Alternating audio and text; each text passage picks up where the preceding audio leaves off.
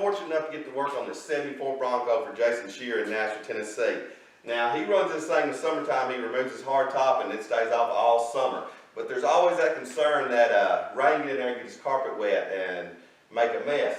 So I'm working with U-Pole. They've sent me out the Rapture liner, and I'm fixing to pull all this carpet out and Rapture liner the whole inside of this thing. When I get done with it, you'll just be able to spray it out with a hose and clean it right out. This is what we got in here now, and you can see the old carpet and stuff, and the carpet that's on the back. We're going to get rid of all that, and we're going to spray all the way up and over the sides of it. So when I get done with this thing, I'm actually going to bring this pad all the way down here. I'm going to mask it off, and it's going to be a real nice look right there and protect all that and look good. And then down here in my seal plates, I'm going to mask me off a little step, and I'm going to put me a little step right in there. Alright, now that I got my seats, my roll bar, and all my stuff out of here, now it's time to start getting this, get the carpet out and get it prepped. But you can see how yucky this carpet is. And imagine it's getting wet, and as it dries out, it's going to stink and be yucky. And if you got in here with mud on your shoes, there's just no way to get it clean. I get this Rapture liner on here. All you have to do is open the door up and just hose this stuff out. I got all my carpet out. Now it's time to do the hard work, and that's getting this surface ready to go. So I'm going to get in here and I'm going to try to remove all the glue I can get off of here, and try to sand every little area just to give a little bit of tooth for this stuff to bite into. Alright, Jason, I've got all your interior out, all the glue cleaned off from the carpet, all the glue off the tailgate. That was all a pain in the butt to get off there.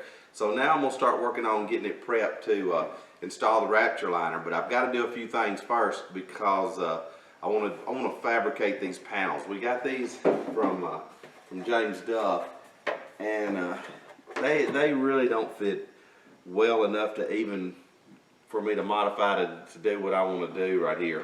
Because I need this to sit inside of here, and these go over the top. I didn't realize that.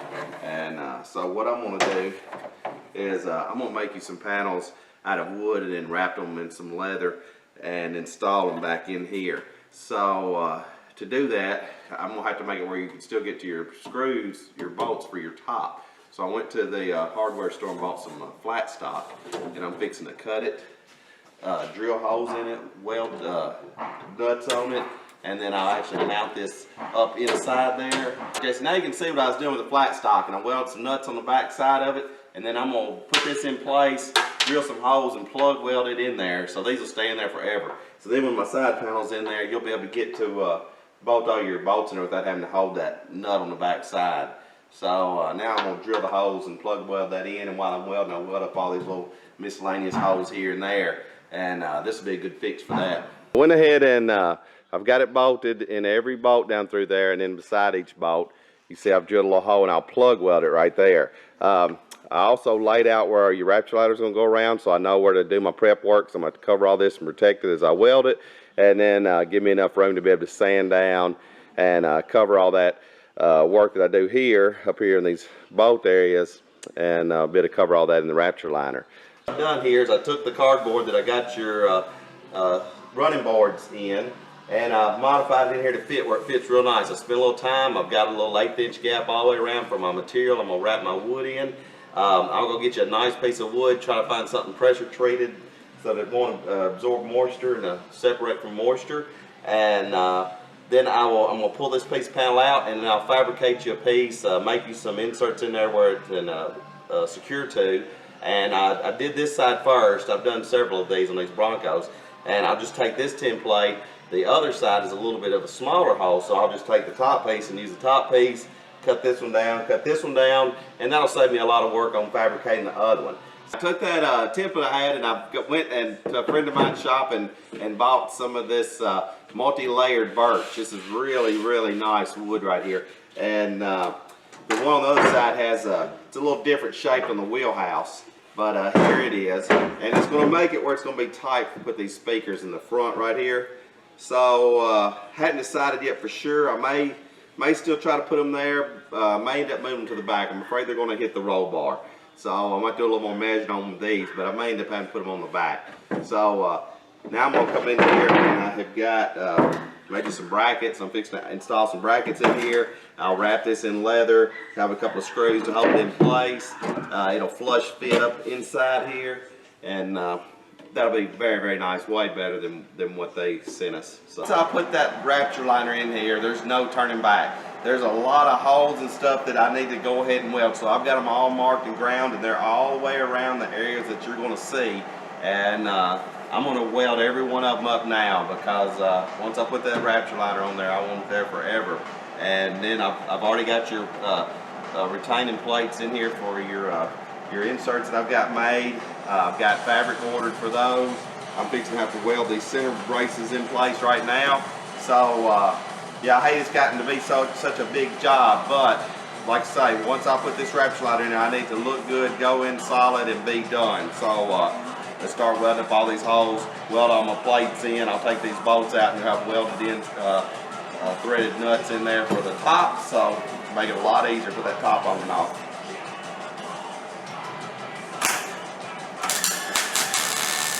Got done with all your welding. I welded up about 93 holes in the tailgates, the sides, on the inside. So I'm gonna let all this cool off. I'm gonna go eat some lunch, come back and grind all this, and then I can start prepping it to finish the prep, put the Rapture liner in. But was a lot of work, but I know that once I put this Rapture liner in, I can't go back. So I just want to go ahead and do all I can do while I'm doing it. Getting close to time to spray my Rapture liner. I've got all my interior panel work done that I'm going to do. I welded up every hole and ground and sanded them down and got those all ready to go. Because keep in mind, once I put this Rapture liner down, I can't go back. So I'm going to go ahead and do everything I got to do to get ready for it. Then I came out here and realigned my tailgate. My tailgate was just a little bit off. Want to go ahead and get it exactly where it needs to be. So I had to go down that side a little bit so that my Rapture liner is not off. Later on, somebody did readjust it, so now it's nice adjusted. Then I pre-cleaned the outside of it, and I ran this tape line all the way around it. Got me a real nice, good look all the way around, because it's going to be like just cutting it straight off in black when I get done spraying it. You're really going to see that black cap on here. So I wanted it really nice and accurate and really level all the way around. Then on the corners here, I've kind of turned my corner where it turns up right there, because there won't be any Rapture liner on the door. So I just want a little transition area from the paintwork into the Rapture liner. So once I got all that sanded done in there, now I've got some 220, and I've just barely, gently sanded right down to the edge of this tape. So now that I got all sanded, I'm going to blow it all out real good. Then I'm going to pre-clean it all again real good, mask everything up, and then we're ready to start shooting. All right, I'm going to give you a look here. I'm going to mask this off, and I'm going to spray me a little step right there that's going to be real handy getting in and out, and clean up some of the chips that's on there. But also I've taped off where the door seal is going to go, because I don't want that texture right there, because I may end up, even though it has push-in holders on it, I'm probably going to have to do some gluing right there as well. You can see it's quite a big masking job to get all this masked up, but that Rapture liner, if you don't want it on it, you better mask it up, because it sticks like glue when it hits and cures. So now I'm going to come in here and pre-clean all this. My Rapture liner gun has a pretty tight pattern, so I don't have to do a whole lot. I'm not going to get a lot of overspray, but I just want to make sure that the edge all the way around is masked real well. Now I'm going to put quite a bit of coats on here. I'm going to wait an hour in between these coats and probably do 3 coats. So to get a real nice crisp edge here, I have this tape that has a little piece of string right in the edge of it. I don't know if you can see in there, but there's a little piece of string in there. And I'm going to run it all the way around this edge around here where I want a real nice crisp cut, and let that cure. I'll have the edge of that string hanging down just a little bit.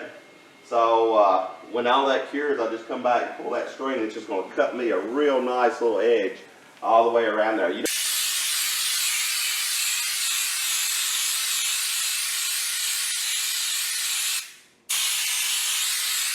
I'm starting to really get a nice good texture to it now. I've let this set for about an hour, and now I'm ready to put on my second coat. And I'm going to go ahead and do 3 coats, so I have a real nice thick barrier here. So this will be coat number 2. I'm on my last coat, and I really want to drop this on there real nice and even, and I don't want it to have any shiny spots on it. So on this last coat, I'm going to back it off a little bit, and I'm just going to drop it on there, and you're going to see it. And you just want to blend it all out together. So let's blend this last coat.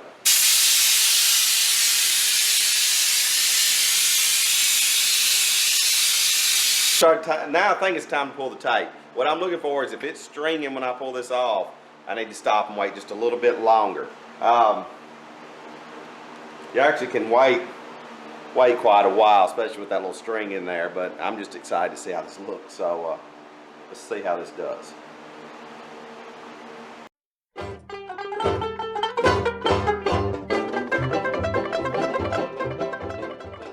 Look at that.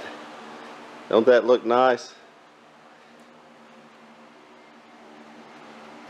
See how the holes look now down through there, and there's threaded nuts down in it. All that inside. Boy, that is nice. All right, and there's my custom sprayed pad. Don't that look nice?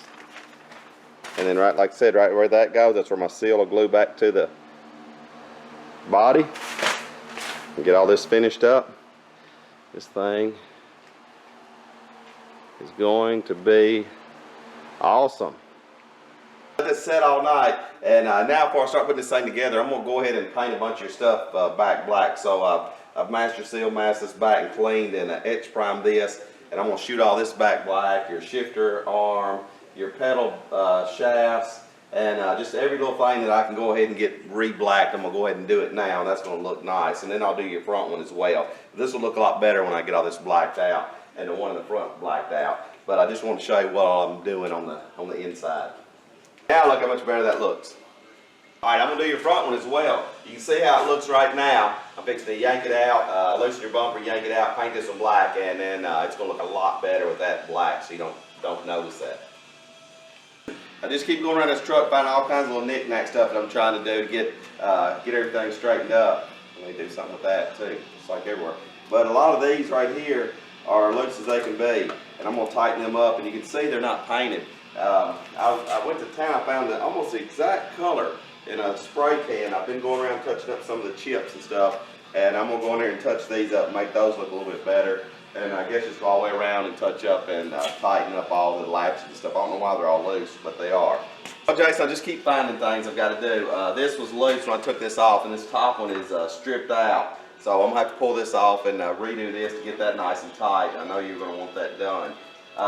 Then on those sides that I'm changing out with these, I'm going to need to, and now that I've got the Rapture liner under here, I'm going to need to run the wires underneath the vehicle and come up into there. So I'm going to have to drill and run all new wiring in there. Then also, they just had your amp was just laying under the seat, and all the wires were just kind of ran up underneath the carpet. So I'm actually going to mount this under the seat onto the Bronco, and then drill wires and run all the wires up underneath it so none of them's inside there. So just a little more to do, but I'm fixing to get on this latch and get this thing, I mean, it's just flopping right there.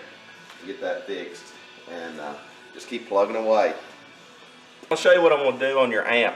Now your amp's just flopping around under the seat here, and you know, it builds a lot of heat in it, and it's going to get a lot of vibration out of here, and it really needs to be mounted on some little rubber pedestals. So being your floor is corrugated, I've got these little mounts. I'm going to try not to spend a lot of time on it, but I'm going to raise it up and set it on these little rubber bushings and then secure it to the floor. And that'll take the vibration out of it. That's going to make it last a lot longer. That's going to make it run a lot cooler. And then I'm going to drill a hole here, put a grommet in it, and then run all your wires underneath the bottom. So got my grommets laid out. I'm fixing to mount this thing in place. Moving the carpet, I've got to run all these wires underneath. So I've pulled all these wires back out. I'm drilling a hole in the firewall, and I'm kind of redoing them. They weren't really run real nice. I'm going to put a sheathing over all this, and then secure it all the way back, and then run a power wire all the way back up to the amp through some nice real grommets there. But also they had that amp ground to the floor of the body right there, and there's as much load on that ground as it is on the positive. So I'm going to run you a same size ground wire all the way to the battery, right along with the power wire to the battery, and that'll make that amp a lot stronger. So your amp's going to work a lot better now that it's isolated a little bit. It's up in the air to get cooler than it was. And then get all this wiring done, and every end that was on the wires at the speakers were all just crimped, and they all need to be soldered. So I'm going to solder every wire and put nice ends on it all the way through. So this stereo system ought to work a lot better, especially having the back speakers mounted. So I'm fixing to put a shield on all this, run that through, run it all the way back up through the grommet. See how nice this is looking, and that nice black look here. But your fender flares, they are kind of a flat look. So I'm gonna come in here and shoot a little semi-gloss black, prep them, sand them, and spray those black. And these are fixing to look a lot better than what they look right now. All right, now look at before and after. Well, Jason, now look how these panels are looking in here. Fits like a glove. I don't even have it screwed down yet. It fits nice and tight in there. And then all your wiring I'm running underneath, and I'm soldering and heat shrinking every wire. Not one of these wires was heat shrinked or anything. They were just crimped. And then your ground wire on your amp was just grounded to the floor. So everything is going to be heat shrinking, ground all the way to the battery, hot all the way to the battery, fuse on the battery. I'm going to fix all this this amp and speakers. It'll sound a lot better. So now I'm fixing to secure this, and then I'll mount these in there, and then mount these covers, and these are going to look awesome. I'll show you a little bit what's involved in painting chrome. Now these bezels, you know, were blistering and had signs of oxidation on them. So I've sanded all that down with 320 all the way down until I'm getting into some of the copper they put on this.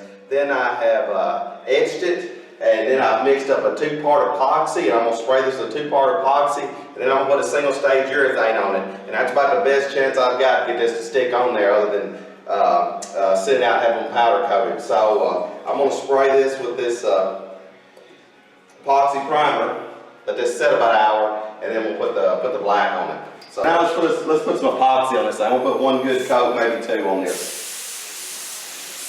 I've let this epoxy sit on there for about an hour, and that stuff's like liquid glue. I put that 320 grit sand paper on it, and that puts a good 320 grit scratch for a tooth bond. That epoxy's like liquid glue. Now I'm putting on a 2-part single stage semi-gloss urethane. This stuff's about $80 a quart, premium stuff. I had some left over from another job, and I'm going to shoot that on there, and it should stay on there as good as possible. The next step would be powder coating, but this should stay on there pretty good. So let's shoot this black on there.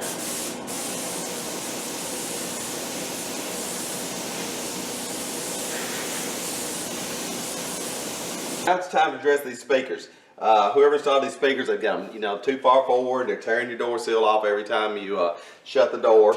Every time you got it, kicking it, it's you can see it's already dented in right there. The other side, the cover was half off, and kick it every time you get out. So let me see if I can figure out something to do with this deal and make it where it's maybe recessed or something like that. Alright, I've got all your door apart, and I took your mirrors off outside so I can paint those black, so I had to get to those screws, and then I've ordered this seal all the way around that window run channel, and I'm going to put that in there while it's out. And I'm also going to address the speaker. They had butchered this hole up, so I took and measured this out and cut this hole out real nice. And then I've had to do a little back cutting and modifying. I'm going to put me some little tabs on here and make it where this will go in from the inside. Then once I get that in place and inside, it's going to be flush out here, and that's going to help on your seal, and it's going to help you from kicking it. Then for a cover, got this pretty healthy expanded metal here, and I think what I may do is I think I may cut me a circle of a little bit larger than the speaker, maybe cup it a little bit, you know, make it shaped like a little bit of a ball, then trim it out with a round piece of round stock, and then come up with a way to fasten it. It's going to take me a minute to make this, but once I get this made and get it on here, it's going to look good and it's going to work great, because you're not going to kick that in, and then that's going to fix all these problems.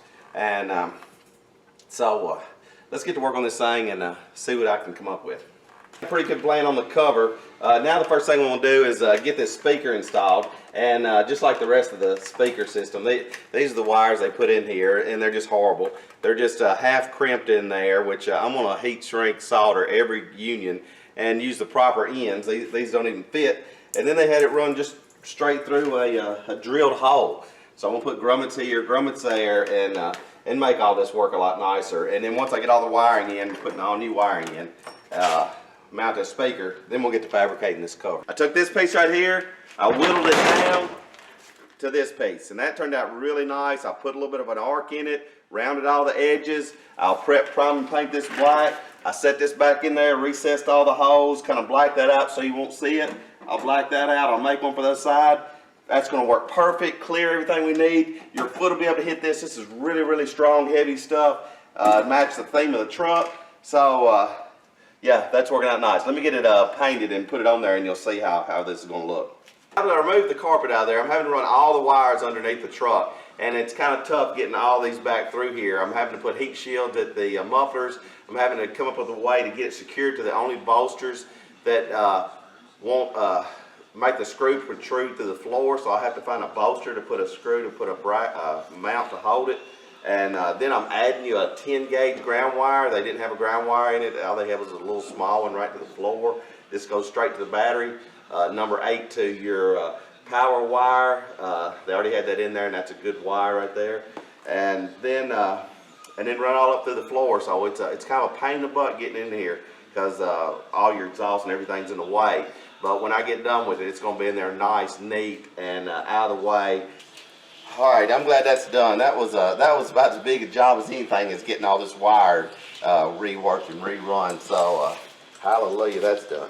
Take another minute here to show you how involved this stuff gets. I'm working on taking off your latches with the pins and putting these on, which are extremely nice, and they're going to snap when your hood will snap shut and then pop off. But I don't know if you noticed, but your other hood pins, they were actually leaning back. When you shut the hood, it kind of flexed the hood, pulled the hood forward, and then latched and pulled down over your hood support bar.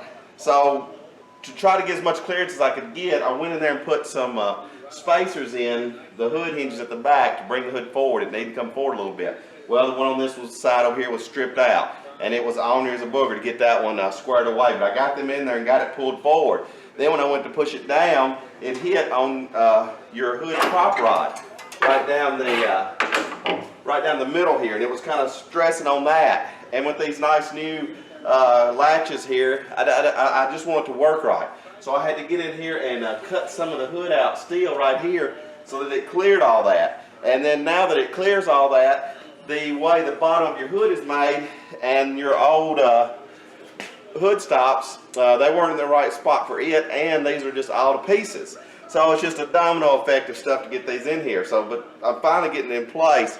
I had some more hood bumpers, and I've installed the one on this side. I'm fixing to drill install the one in here. Getting these out, they were frozen and they were a pain in the butt to get these out. So now I'm finally back on track. Get these back in place, and now it shuts. Let me show you without touching anything in the middle. And those come right up in there, and it sets and lays real nice. So I'm going to put bump stops on both sides so that it lands on these on both sides, and then get these latches in here. But boy, these jobs grow fast. So let me get this other one in here, then I'll show you how these look. Got your latches in, and push the button there, push the button there, and it comes up and closes, and they latch. So that worked out, looks good, but boy, were they a pain in the butt to put on, because it has to be exactly center of that pin or it makes them hard to open. So that's done. Now it's time to get here and let's work on your wiper cover and your visors. The cover's really looking nice on here, but I won't show you what's involved. They don't make this easy at all.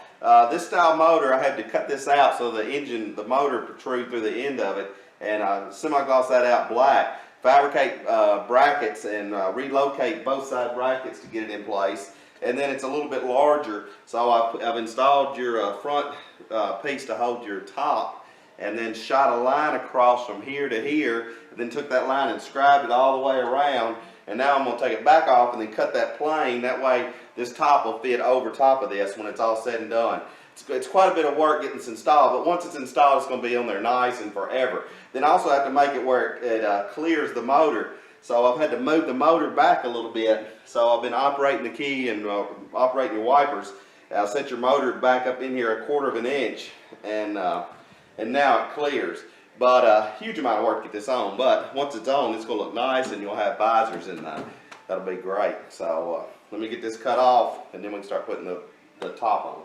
Got all that in, it looks good. I put you a piece of trim on here. That finishes that out real nice. I'm hoping that your top will fit on. I went ahead and cut that down pretty good, and I hope the top will go on so we don't have to trim that down anymore. The visors are on, they look good. But I got one more issue here. With this wiper motor and the way this front windshield had been moving, it didn't have a seal in it. I put a seal in that straightened it up a lot. I had to go in there and put some shims in there to move it forward so it doesn't beat on the front window post there like it was. But it's also still very loose. So now when I put my bikini top on here and you pull it down back, it's just going to pull that thing right back to where it was. So what I'm thinking of doing is putting you a removable support bar in here. It'll just be one little roll bar that'll go from here to there, and somehow fasten it to the roll bar and fasten it to the center bolt of this, and you'll be able to take it out when you take the bikini top off and put your hard top on. That'll hold it, and it's going to help this front windshield so much. It'll be just amazing. They should have done this a long time ago, because this is always a problem when you're going down the road. So I guess I'm just going to go ahead and fabricate you one and install it in here, and that's going to fix this and make it way nicer. So might as well go ahead and do it now. I'm just talking with you on the phone. I've been working on this pipe. This is what I got. This is actually my roll bar tubing I took out of Jaded, Kevin Tett's car, when we carried to SEMA, his Mustang.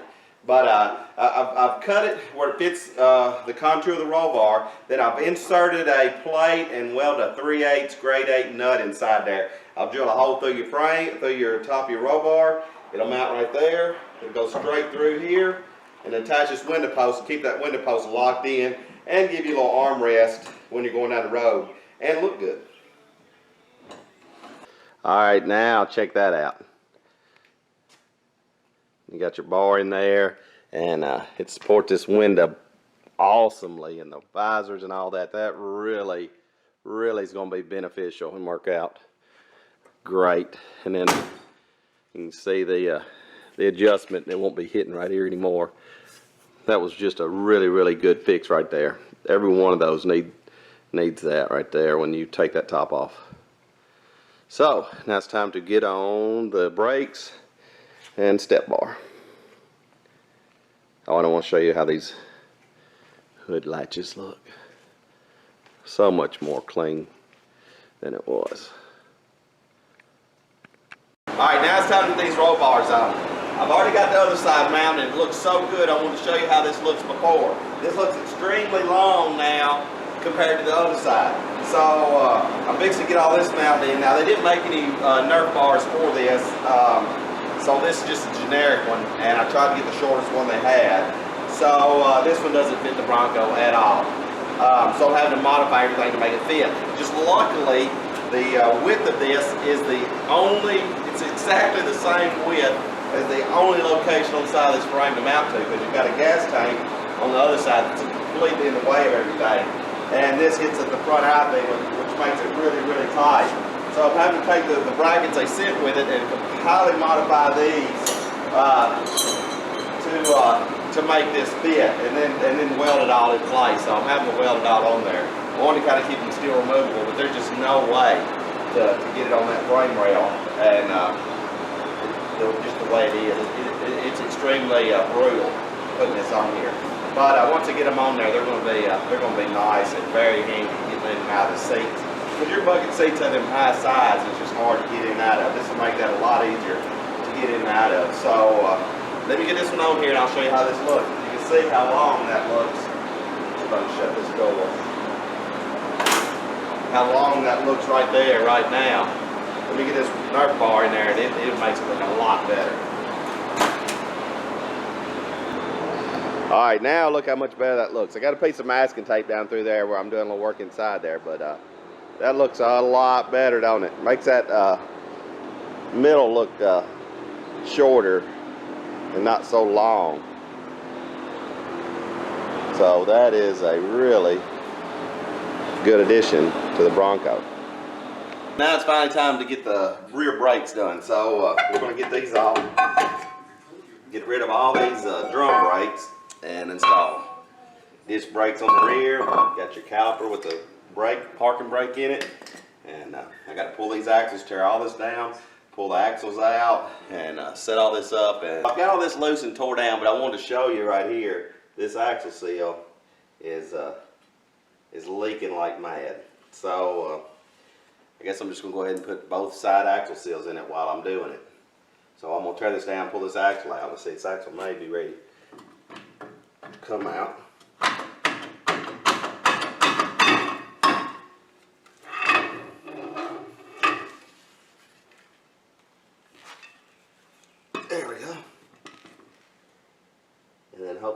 that seal, and we'll put new axle seals on it. I got your seals out, and these look like they're fairly new ones. I've got a good part number on them. I checked them. They're the right seals. But I think what they, just on the install, I can see some damage on the edges where they must have drove that in there with a punch or something.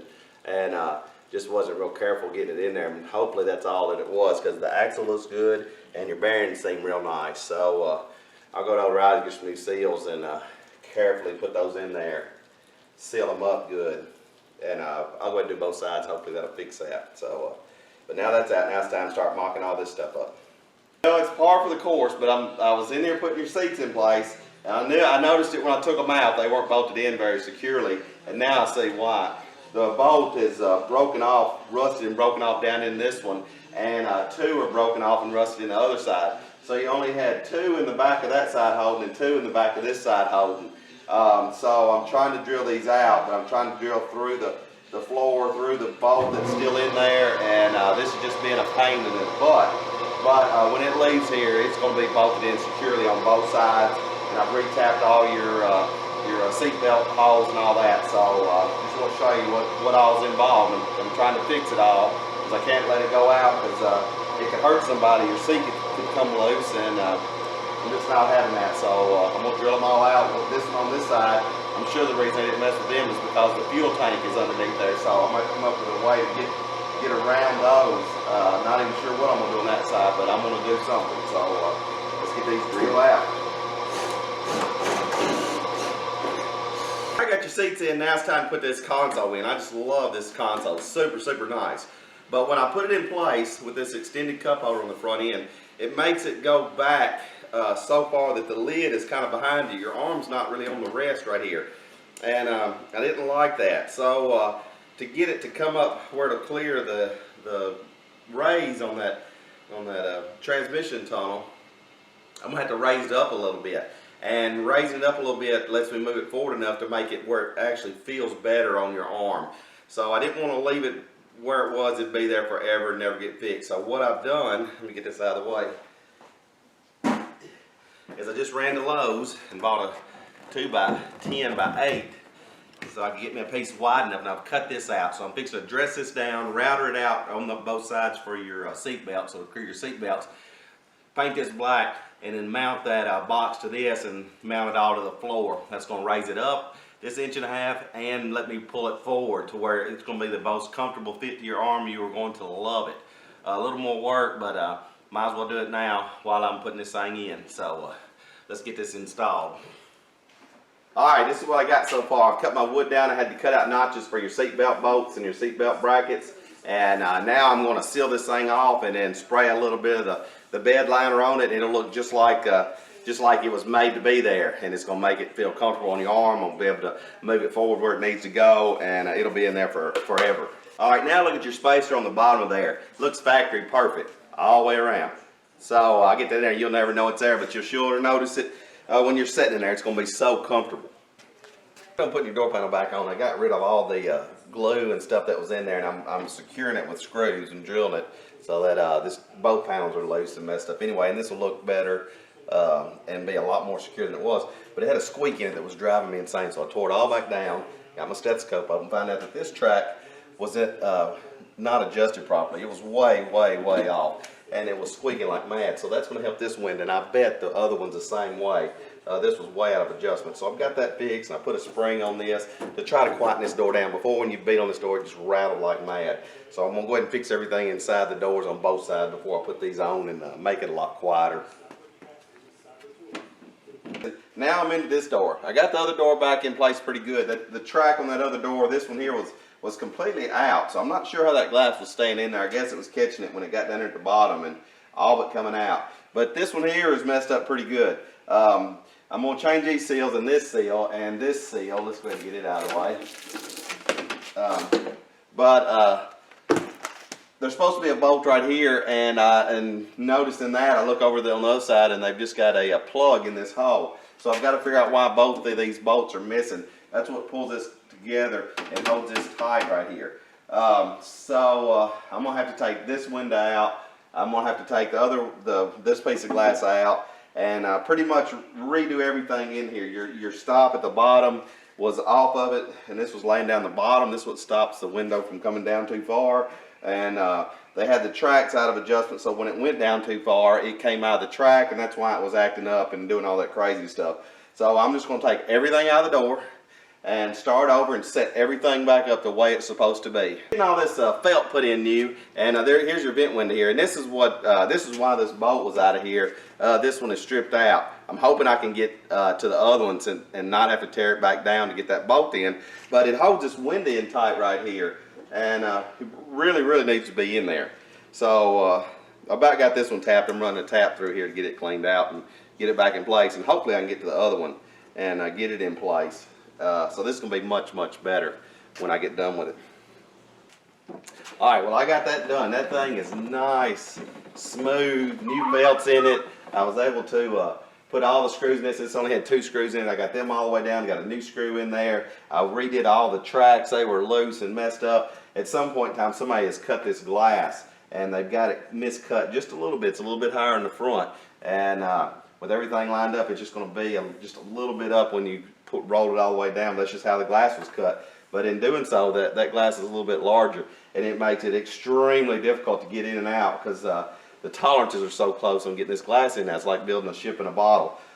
Me and this door have battled to get that glass in just because of that 1/4 inch difference that whoever cut that, they just cut it just a little bit too large. But it's in there now.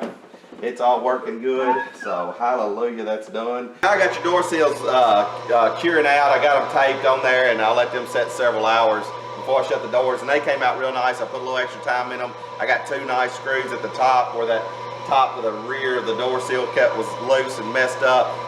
Before I did all the Rapture line, I went in there and re-welded all that area up where it was damaged and had a hole in it. So the door seals are way better. And I ended up putting some strips on the window post up through there so that that exposed edge you don't see is like you did where that piece of rubber was that was sliding up and down. And it helps seal the front of that door seal as well. And then along with the new bar in there, that's a lot better. A lot of modifications, but it's a lot better than it was. So now on this tailgate, I'm going to do some work on it. I tried cleaning this up a little bit. May take this off and just go ahead and paint it black because I can't get all that rust off of it. And maybe try to do something about that rattling. I've fixed so many rattles in this thing you wouldn't believe it. So get that rattle fixed. And then this tag is flopping a little bit. I don't know if I can do a whole lot for it. I'm going to take it off and get some black put in there and do something about that hinge. Try to tighten that hinge up. We don't use that hinge anymore since it's bolted on now. So I'm going to do this bolt and get rid of this piece. It's rattling. Put you some rivet nuts in there. It'll be a nut that I'll actually rivet in there, and then you won't have to worry about getting behind there anymore, and that'll look a lot better. These are your seals that go inside the tailgate. They were in rough shape, so I pulled them off. I'm going to blast these, paint them black. I got new rubber, put them on, and put these on as well, and that'll get that tailgate sealed off pretty well, which will be great when you get top on there because it tries to pull the exhaust fumes and stuff in around this tailgate when your top is on, and it'll make it seal up and quieter and tighter. Very seldom do these Broncos have this on it. That usually gets gone right off the bat, and you have every piece of it. So I'm going to restore it all and put it back in place. So I'm going to get to work on this tag, get to work on that, get to work on this tailgate, and I'm about to wrap this thing up. I noticed that there is some antifreeze dripping out from somewhere on the passenger side front. Hadn't determined where that's coming from yet, so I've got to look at that, and I still got to do the final alignment on your steering wheel.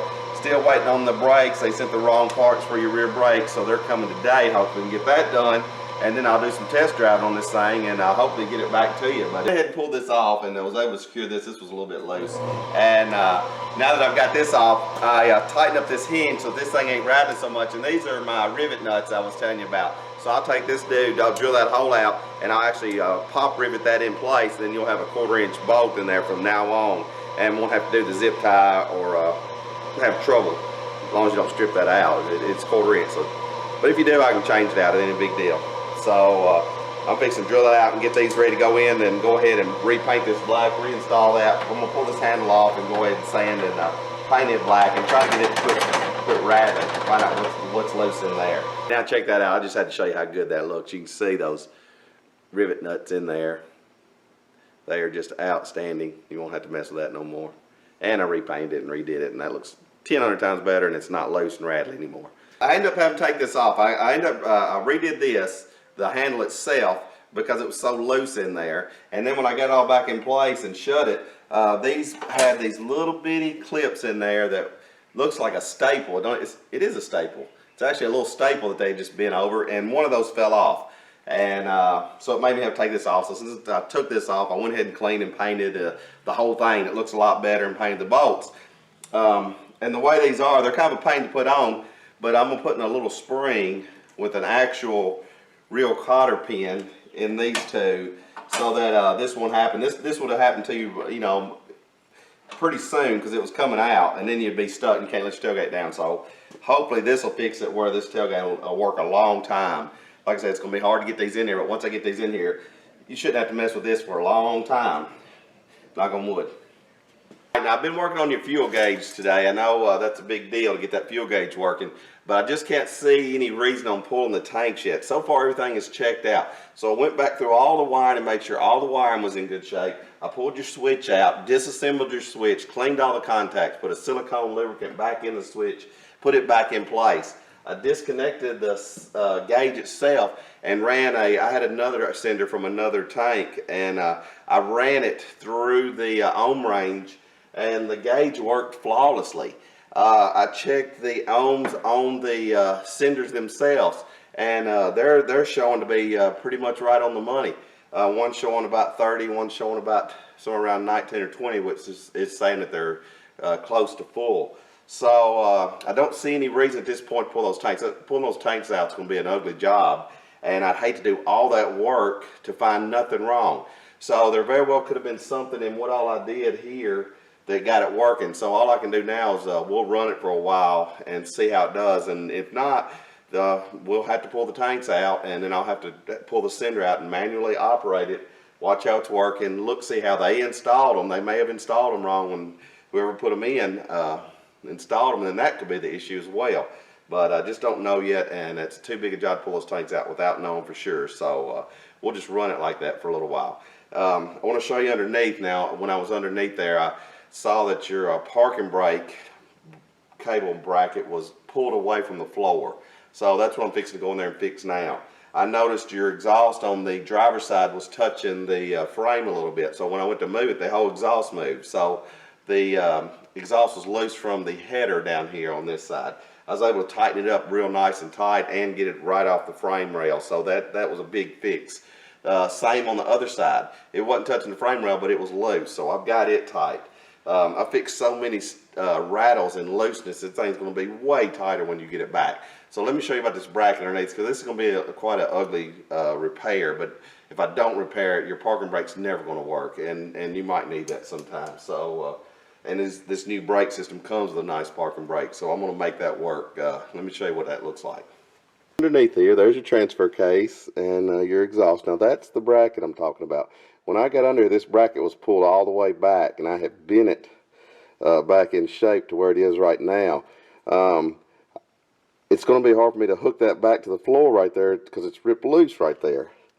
So I think what I'm going to do is try to come in here with a piece of angle bracket, and I'll put in my welding blankets, and I'm going to weld a piece of bracket in from fabricate one in here and up through here, and just put a triangulated gusset right there.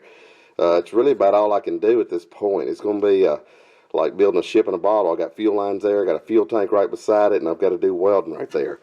But if I don't fix that, it's going to be like that forever. So let me go ahead and see if I can't fix that as well.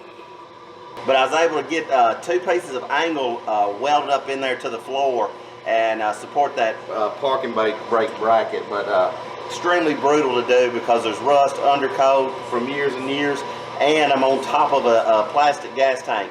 So I've just been a nervous wreck of welding there. I've had welding blankets all stuffed in there, and a water bottle ready, and my fire extinguisher ready, but it's in there and it's pretty solid. So let's get to work on something else now. Got your rear disc brake system all in place, and it's outstanding. I'll give you a closer look at that. It all come powder coated grade 8 bolts and nuts, and I redid all your parking brake system and got that in good shape. So I'm about to put the back tires on it, put this thing on the ground, and go for a test drive, and hopefully that's everything. But it seemed like every time I got on something, it was something else and something else, and think it's done. All right, here's your rear disc brake system, and boy, that's just super nice. That's a GM caliper. You'll be able to get parts at O'Reilly's for it anywhere. Yeah, real nice setup. So let's put these tires on and go for a spin. I did my first test run. I just did a real short trip down the road and back, and it feels really, really good.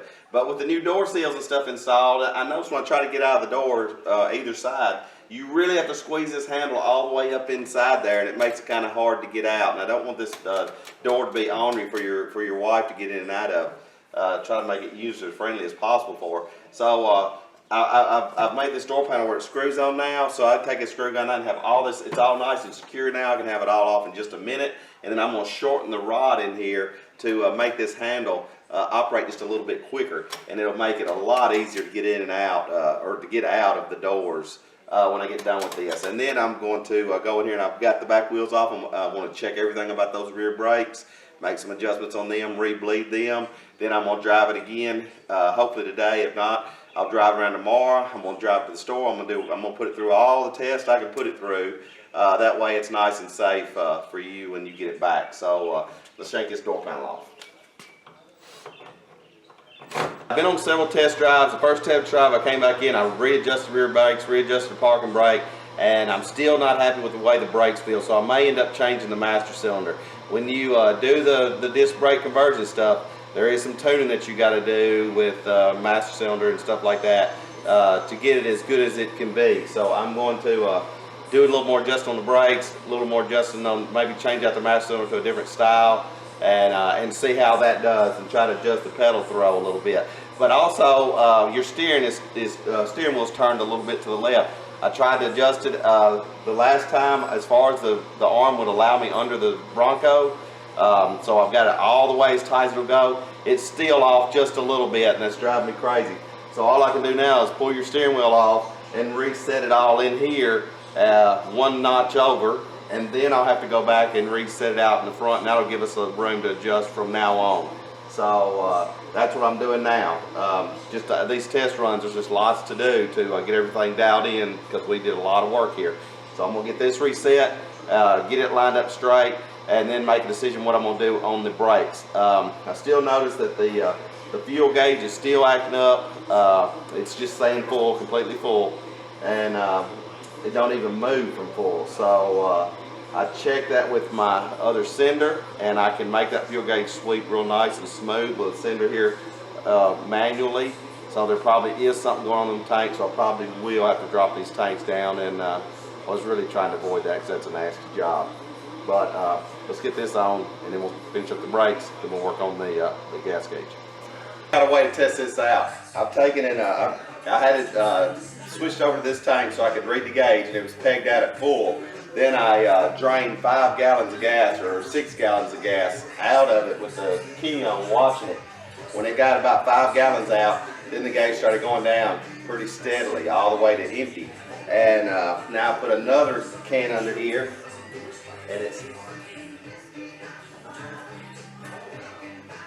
it's got about three gallons out of it, and still saying empty. So there is something going on with the cinders in this unit. For my second test drive, after readjusting the rear brakes and cleaning them, and I just actually sanded the face off just to see if I could get them to grab a little bit better, but it's still not 100%. I tried to use this original master to save us some money and time.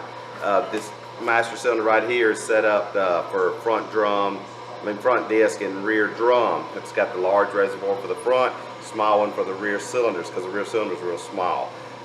It needs an equaled master cylinder that's designed for disc-to-disc setup. So I called James up, talked to them. They really didn't have one available. Didn't have a part number. I don't know why they wouldn't, but anyhow, so I went and got one. This is off a 68 Corvette, came factory with disc on the rear, disc on the front, power brakes, has an 1 1/8 piston bore in it, and equal size chambers and pistons in here. So that's what I'm going to have to put on here, but I have to modify it to make it fit. So I had to change the length of the push rod, to take all that booster off, change the length of the push rod inside here, modify on the sides a little bit, get it in place, modify these hoses in here, and this is the one, the style that's designed and made for disc brakes all the way around front and rear.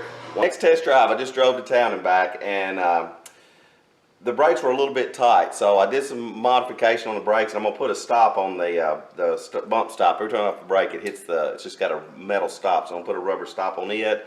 Had a little vibration on the roll bar. I'm gonna fix that. A couple of Mickey Mouse stuff.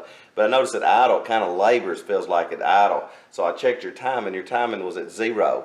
It needs to be about 10, 12 degrees, something like that. And that could be adjusted a little bit because it is a performance motor. But then when I went to do your vacuum advance, this is your vacuum advance. See the smoke come out of the dust? This doesn't work. So I'm gonna run to town and get one of these in the morning, and then put this in and then reset it all and then drive it again. I believe it'll be in pretty good shape after that. On your fuel gauges, fuel cylinders and stuff, and it's really a lot of work here. The fuel gauges, the new ones, operate the gauge more smoothly, but it's still not operating in the proper range. So I pulled your gauge out itself, and I tinkered with it and messed with it. I couldn't get it adjusted. These fuel gauges have a little bit of adjustment. I've got it somewhere where I put it, but anyway, they've got a little bit of adjustment inside of them if you take them apart. And I was trying to get it dialed in, and I piddled with it for longer than I should. I just stopped, found it at Jeff's Bronco Parts for like $40 in shipping, and I just went ahead and ordered a new one. That way the entire fuel system is all new and it's all working. It wasn't, I hate to do all this work and it not be as good as it can be, so went ahead and pulled all this out. So now that I got all this out, you can see what a mess, or no, it's not a mess, just a bunch of wiring and stuff under here. I'm going to go ahead and wire in your original temp sensor and your original oil pressure sender. I went ahead and tested the gauges and they are working, so I just ran to O'Reilly's and bought new senders. And if they work out okay, then I'm going to take all the other gauges off down here at the bottom. You want them off there anyway, and I figure I just might as well go ahead and do it while I'm in here doing it. So the gauge is coming. It'll be here in a couple of days. Meanwhile, I'm gonna go ahead and get all this working, and keep your fingers crossed and hope that it works. So when I got in here working on your instrument cluster, I found some wires that had been hot, and apparently that's what happened, and it blew this regulator. And when that happened, then they went in there and they changed over to the other gauge system because it just threw all this out of whack. And what this little piece does, it reduces it from 12 volt to 6 volt. This is a hard little dude to come up with. Nobody had it locally. I found it online. It was $70 for that little dude right there. I did some more checking around and found it at Scott Drake for $39.95. So through Summit. So I had them send me one out. I got it put in place. Started it up, and my oil pressure gauge and my temp gauge worked perfectly. What was happening before with this not working properly, it was shooting 12 volts to everything, and that's what messed up the fuel gauge and had all the other gauges thrown out of whack. And so now I've got this working. I believe I can make it all work. So I got your new fuel gauge in. It's right here. Here's your old one. I had it apart trying to adjust it. It has a little bit of adjustment here and there, but in doing so, the bottom of this one, I guess where it gotten so hot, was broken. I just couldn't do nothing with it. I should have just started with a new one to begin with. But now I have a brand new one. I'm fixing to put it in place, put in some new lights and all that in there. Then I'll put your new cinders in and your new fuel filler boot in, and this will all be working as nice as it can. Finally, I've got the fuel gauges working like a champ. Sometimes these things they get so complex because whatever happened under the dash may have happened a long time ago, and then it got bypassed and adjusted, and then you put in other gauges, and I have to find all those problems because this is so delicate. But I have taken both new cinders. I always check everything before I put it on. I've operated it. I've got your fuel gauge sitting right here on the floor. I've operated all the way through the range. This is for your main tank. Works exactly perfect. Then I did the same for your auxiliary tank. I put it on here, hooked it to this gauge, operated it, worked exactly perfect. Smooth, it's brand new. I'm so happy. So now I'm going to put all this stuff in here, yank out all those other old gauges, put just some new LEDs and lights in there. I think if I have them, I think I have enough to put in there. And clean all that up, put it back in. So hallelujah, what an adventure this has been. While I'm in here, I'm gonna go ahead and take it down, and I'm gonna wash your lens off real nice, try to clean up the black, try to clean up the face of this a little bit. I very gingerly will touch this because I have seen where those numbers are want to come off. Get all this cleaned up. This will look so much better when I get this lens cleaned up. All right, now I've got all the glass and I've wiped all this off back in here, and the needle on this looks so nice. I don't have that exact color, but I took a red and an orange and mixed them together. I got my little detail brush, and I'm gonna go ahead and put it back, paint each one of these little needles back, and it's gonna look so much better. Now I've got it all apart, and I'm cleaning your lens. I don't know if you can see how nasty that lens is, but also your turn signals, they're taped in there with some old tape, so it's not making it as translucent as it needs to be. So I'm taking these off, and then the black's chipped up in there, so I'm gonna mask off this, reshoot this black, clean all these up, your red one and your green one, so they'll look a lot better when it's your turn signals on, your high beams are on. And then this face plate, this was all scratched up, so I went ahead and redid and repainted all of that. Sometimes messing with stuff's like opening a can of worms. Now this is the backing plate that you saw, that you see, and it's all black except for this little part here. I went to clean this up, masked it off, shot a coat of I got acrylic enamel on a can. Must be a little bit hotter than what was on it. Somebody had repainted it, and it just wrinkled it. So now I've had to take every bit of that off and start back over. But in doing so, I'm going to try to make this little trim piece look a little better, and this outer ring look a little better if I can get it to mask off, and it'll be back the way it was originally. But yeah, I was almost finished with that thing, and then it just wrinkled up on me, so I had to take every bit of that off of there. I've got her masked off with my fine line tape. I was able to get this one masked off, and that one masked off. That's going to look so good when I get this black on here. So I'm going to edge prime it, semi-gloss black it, pull them off, and that's going to look brand new. All right, here she is. When you mess with something that's 40 years old, it's a little scary, but I got her back together. Looks good. Look at the LEDs lit up in there, and I cleaned up. All of it's working. I'm so tickled. Now I just got to put your fuel tanks in, and she's ready to go, and get rid of these gauges now. And yeah, man, that's nice. Test drive. I drove it to town. My rear fuel gauge didn't work. I filled both tanks. The rear tank gauge didn't move at all. Now I checked both those gauges, both those cylinders to the gauge before I installed them. So I knew they were working out. They were working okay. So I went back and checked the plug. Well, I actually cleaned the plug and put dielectric grease in the plug before I installed it. But inside there, it wasn't clamping on the plug on the cylinder good enough. So I went there and I adjusted that up, got that tight. That's working good.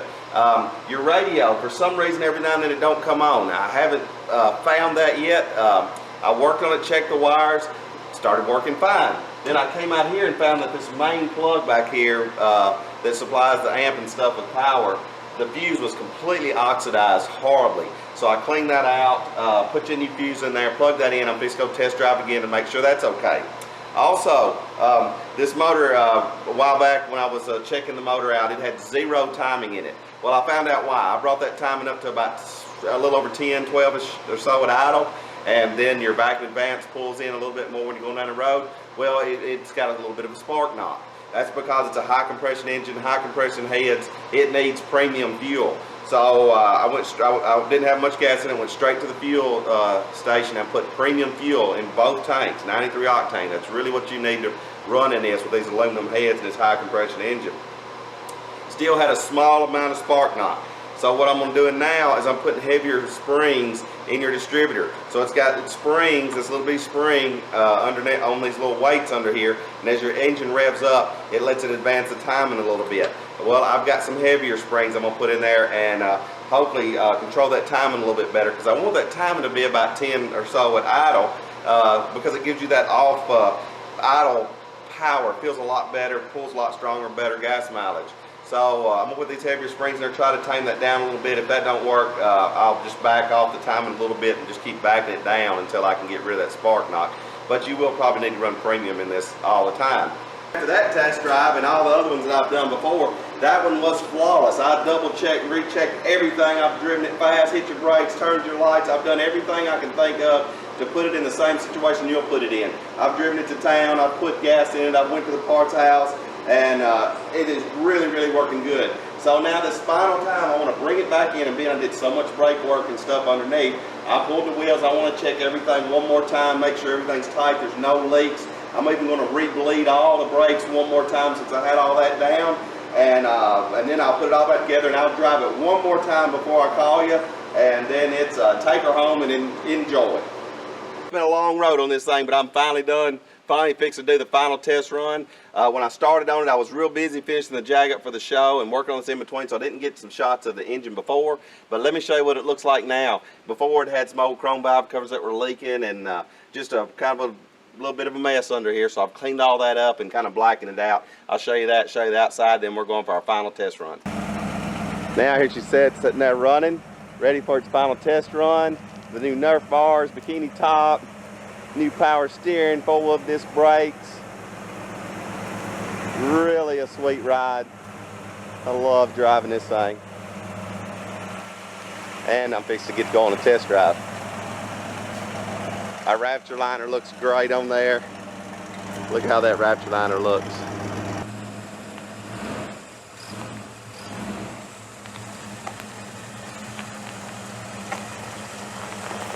Well, now it's time to take this thing for a test drive and go play around a little bit.